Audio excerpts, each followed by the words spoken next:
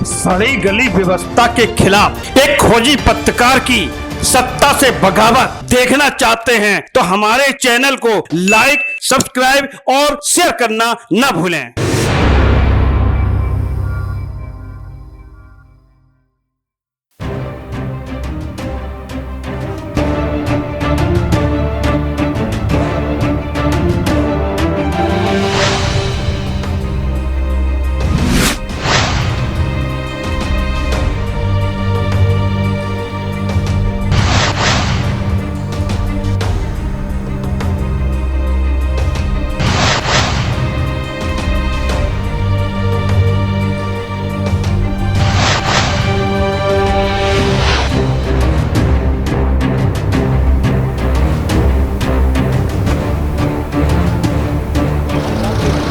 राजनीति में स्वच्छता की राजनीति का वातावरण पैदा करने के लिए छात्र विश्वविद्यालय के छात्र संघों को, जिनको राजनीति की नर्सरी कहा जाता है, वहां से युवा छात्रों को राजनीति में लाने का सबसे बड़ा माध्यम था।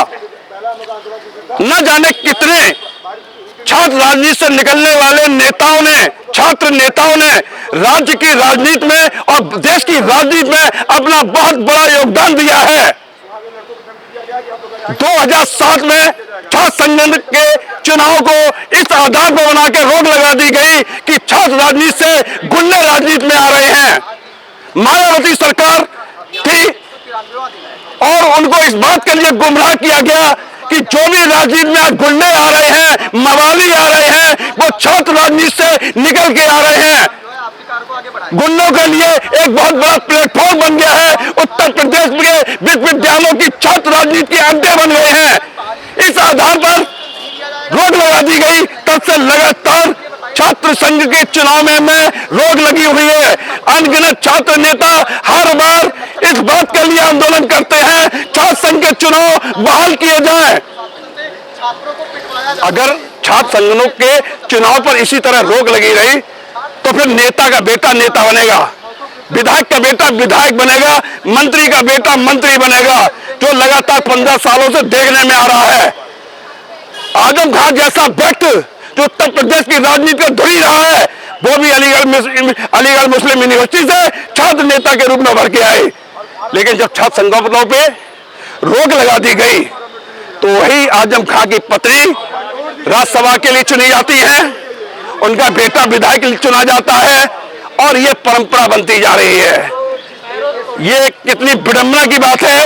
आज छात्र संघ चुनाव को बहाली को लेके ये अनगिनत छात्र यहाँ पर धरने पर बैठे हुए हैं। इनसे हम एक एक विषय में बात करेंगे, इनसे जानने की कोशिश करेंगे आखिर उनका मकसद क्या है, वो क्या चाहते हैं और कौन कौन अवरोध ऐसे हैं जो उनको चुनाव बहाली करने में बाधा साबित हो रहे हैं। कि विश्वविद्यालय में जो छात्र संघ चुनाव बंद पड़ा है, 2005 में लास्ट चुनाव हुआ था, उस समय चलिए ठीक है बंद हुआ। 2007 में मायावती जी की सरकार में, 12 में फिर बहाल हुआ, कोर्ट ने, न्यायालय ने उस पर रोक लगा दी। लेकिन जब 2019 में बहाल, कोर्ट ने जो है उसको वापस ले लिया है निर्णय को, तब इनकी क्या दिक्कत है, चुनाव क्यों नहीं बहाल करा रहे हैं? तो जब कोर्ट ने बहाल कर दिया है तो फिर चुनाव कराने में कहाँ पे दिक्कत आ रही है विश्वविद्यालय प्रशासन को? विश्वविद्यालय प्रशासन जो इतना घूसखोरी कर रहा है, लगातार ना कोई उसमें जवाब पूछ नहीं पा रहा है। बात की घूसखोरी कर रहा है हर एक विभाग में। नहीं, किस बात की? आपके क्या प्रमाण है जो आप घूस का सीधे आरोप लगा रहे हैं? सीधे आरोप तो पहला आरोप प्रमाण दीजिए ना। पहला प्रमाण ये है कि 2017 तक जब छात्र संघ चुनाव बंद था तो छात्र संघ के नाम पे फीस क्यों ली गई? पहला सवाल ये। ठीक है। और उसके बाद जितनी भी चीजें यहाँ बनती है निर्माण के नाम पे, उसका बजट क्या जाता है कोई किसी को बताने वाला नहीं। छात्र संघ अगर होता नहीं तो वो तो उनका अपना इंटरनल सिस्टम है। वो इंटरनल सिस्टम है, कहाँ से बजट आता है, कहाँ से बजट नहीं आता है, किसमें कितना हो रहा है, ये क्या चीज है, उनका इंटरनल सिस्टम है। इंटरनल नहीं, आप आरटीआई डाल के मांगिए ना। मांगा जाता है, जवाब ही नहीं मिलता है। आरटीआई डाली गई कई बार, उसका एक बार जवाब नहीं दिया जाता। इतना तानाशाही यहाँ पे। किनकी तानाशाही है? प्रशासन की। कौन प्रशासन? विश्वविद्यालय प्रशासन। कुलपति जी। कुलपति जी। कौन कुलपति? आलोक कुमार राय जी। आलोक कुमार राय, ऐसे बोलो ना, सीधे आलोक कुमार राय। नहीं बोल रहा आलोक कुमार राय। आपसे क्या, जब आपने आलोक राय से संवाद करने की कोशिश की? कई बार संवाद करने की कोशिश करी, हमारे छोटे भाइयों ने संवाद करने की कोशिश करी। वहाँ उनसे बोला जाता है, अगर वो बोलता है सर क्लास में दिक्कत है, मेज टूटी है, तो कहते हैं तुम जब यहाँ आए थे देखा ये हालत है तो एडमिशन कैंसिल करा लेना चाहिए था। ऐसे तानाशाही करेंगे तो उनको शूट आउट करना चाहिए ना। उनको अगर उनको आपको ये उम्मीद है, वो इस तरीके का उत्तर की अपेक्षा हो सकती है आपको, तो उनको सूट करना चाहिए था तो ना। सूट करने के लिए आज देखिए खून से रक्त से लिखा जा रहा है कि हाँ हमारे यहाँ 4 संघ चुनाव हो जाएगा, सब कुछ सुधर जाएगा, ये हम जानते हैं। तब तक तो गोमती में बहुत सैकड़ों लीटर पानी बह गया। जब तक आप यहाँ आए तब तो सैकड़ों लीटर पानी बह गया गोमती से। तो जितना बह गया उसको वापस तो नहीं आया, बचा है उसको बचा लिया जाए। उसको बचाया जाए। बचाया बचाने का तरीका बचाने का ये तो आपकी बिल्कुल जस्ट जायज मांग है कि हाई कोर्ट ने जो छात्र संघ के चुनाव उनको बहाल कर दिया कि चुनाव होने चाहिए, आपकी जस्ट मांग है और पूरी होनी चाहिए। छात्र संघ 1960 में इसीलिए गठित किए गए थे, छात्र राजनीति से बहुत अच्छे सुचता से पढ़े लिखे बच्चे बाहर निकल के आए जो राज्य की राजनीति और देश की राजनीति में काम करें जी। कुछ बीच बीच में ऐसे पड़ाव आए, लगा होगा सरकार को, चीज़ों को लगे, रोक लगी, उस पर कोर्ट ने हस्तक्षेप किया, कोर्ट ने बहाल कर दिया।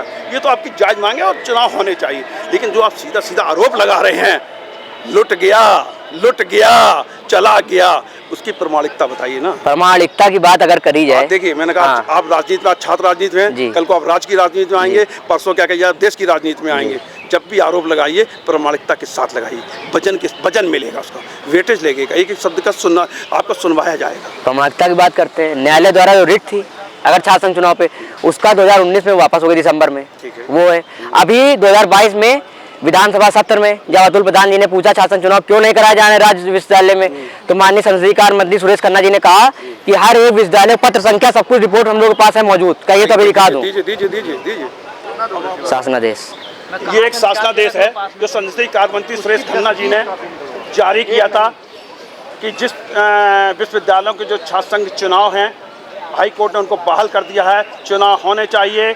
छात्र नेताओं के अधिकार जो हैं, जो चुनाव लड़ने का उनका अधिकार है, वो बहाल होना चाहिए। आदेशित भी किया गया है, लेकिन विश्वविद्यालय प्रशासन इस पर किसी प्रकार का कोई निर्णय नहीं ले रहा है। आखिर विश्वविद्यालय प्रशासन डर क्यों रहा है, क्यों बैकफुट पर है चुनाव कराने के लिए? क्या वो कोर्ट के आदेशों का अवमानना नहीं कर रहे हैं? क्या कोर्ट के आदेशों की अवमानना के तहत लखनऊ विश्वविद्यालय के कुलपति आलोक राय पर मुकदमा दर्ज नहीं होना चाहिए?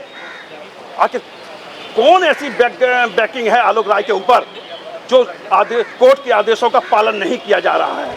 मेरा नाम विंध्यवासिनी शुक्ला है, मैं लखनऊ विश्वविद्यालय प्रथम वर्ग का छात्र हूँ।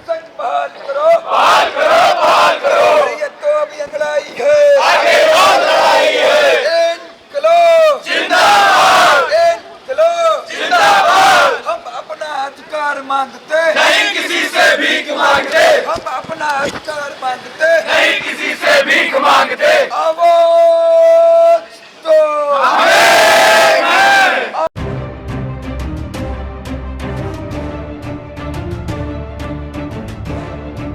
दृष्टांत न्यूज़ से मैं अनूप गुप्ता।